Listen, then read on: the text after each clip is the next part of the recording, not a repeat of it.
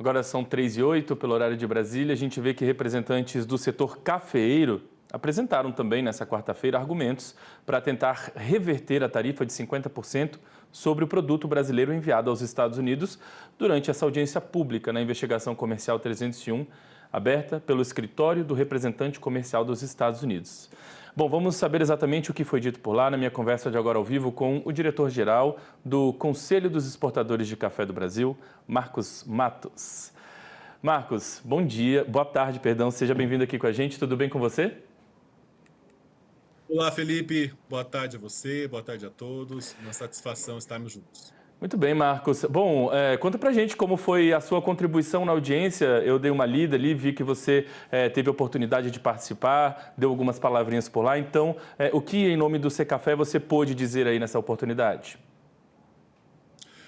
Olha, Felipe, foi muito importante a participação do café brasileiro e a gente fez uma manifestação em duas estratégias centrais. O Brasil expor, e aí eu fiz com toda a atenção, explorando todo o meu tempo, mostrando o quão o Brasil é importante no mercado global de café, como maior produtor, maior exportador, segundo maior consumidor, todos os requisitos socioambientais, agricultura familiar, com a preservação ambiental, e quanto essa relação ela é tão importante principalmente para os Estados Unidos, que é o maior consumidor de café do mundo. Cerca de 30 a 34% de todo o café que tem nos Estados Unidos é brasileiro. E os nossos cafés estão nos blends das marcas mais tradicionais, mais icônicas do mercado, atendendo exatamente um parâmetro sensorial de aroma, sabor, corpo, acidez, doçura, atendendo muito bem a todo esse critério, e assim fazemos há muito tempo. E isso é importante porque 76% da população americana toma café. Então a gente fez esse relato da importância, inclusive econômica, do café para a economia norte-americana.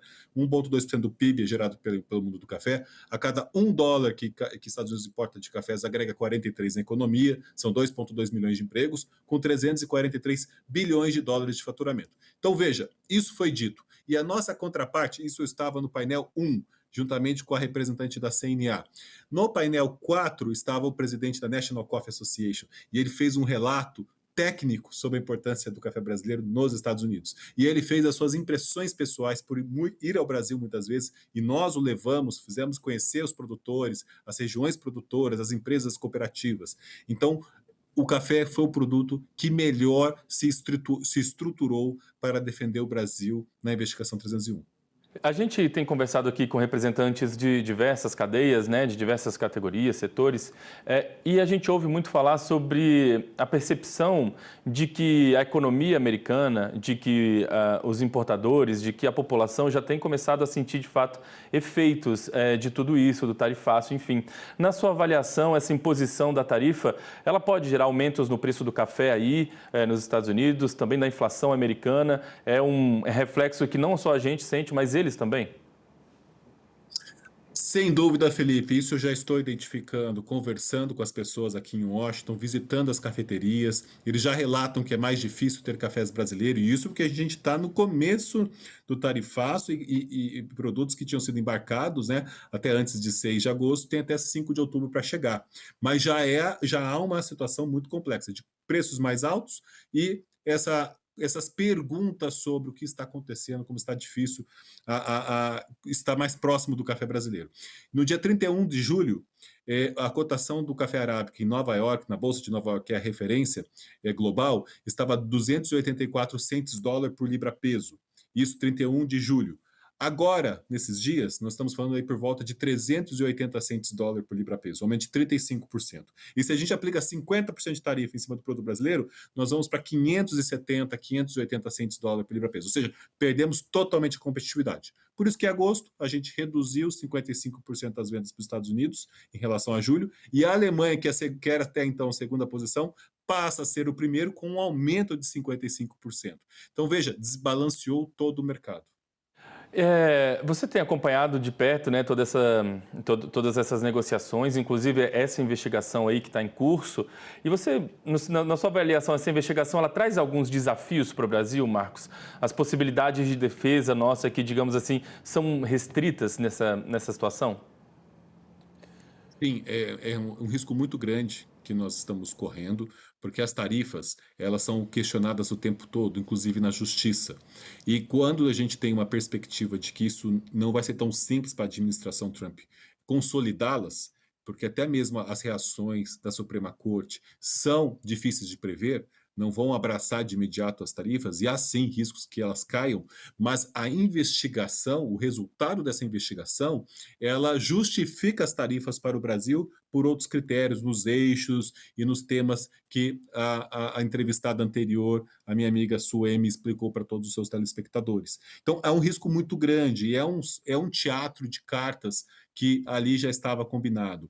Mas, independente disso, eu acho que a grande lição que o Brasil tira disso é, primeiro, nós deveríamos estar em todos os 6 painéis na audiência que levou 10 horas de duração. Então, veja, o Brasil estávamos em alguns painéis e os representantes fizeram muito bem feito, né? Citando o embaixador Roberto Azevedo, a própria Suemi, tivemos a Andrea pela etanol de milho e mais alguns brasileiros, mas fomos poucos. A maior parte foi desequilibrado em relação a críticas ao Brasil, nos temas sociais, trabalho infantil, escravo, desmatamento.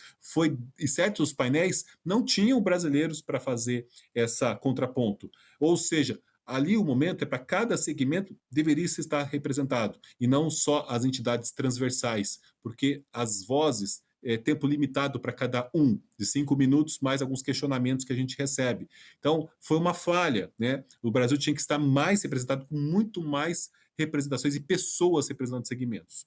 Somado a isso, só o café, com exceção talvez da madeira, a contraparte estava lá para defender. Mas o café foi uma defesa técnica, econômica e humana. Então, eu acho que a gente tira algumas lições. É sim desafiador, mas se torna mais desafiador pela forma como o Brasil optou por participar. Mas você segue otimista aí com o avanço das negociações, com as tratativas, de repente colocar o café na lista de exceções, enfim, você está otimista com os avanços aí?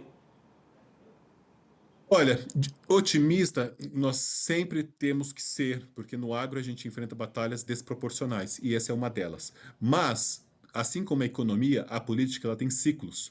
E estar em Washington, marcar presença, se fazer vivo junto às instituições, se fazer o seu tema sendo debatido e construído, massa crítica, isso é fundamental, porque a partir do momento que existe o cenário, porque a gente sabe que o político está influenciando no econômico, existindo o cenário, o produto que está mais bem posicionado, ele consegue entrar nessa lista de exceção. Então, hoje, nesse momento, extremamente desafiador, nada otimista, mas a persistência é que vai fazer, a paciência, a persistência e dados técnicos, econômicos, científicos é que vão fazer a diferença. Mudou o cenário ou abriu uma brecha, nós colocamos o café na lista de exceção. Muito bem, Marcos. Quero agradecer demais a gentileza de ter conversado com a gente, desejar você aí muito sucesso nesse trabalho. Tomara que essas negociações avancem para algo positivo. Você já é nosso parceiro, tem o canal aberto aqui para esse diálogo sempre que precisar, viu? Obrigado. Nós que agradecemos, contem sempre com o C Café e sei que nós vamos ainda compartilhar notícias muito mais positivas à frente. Com certeza, obrigado. Agora são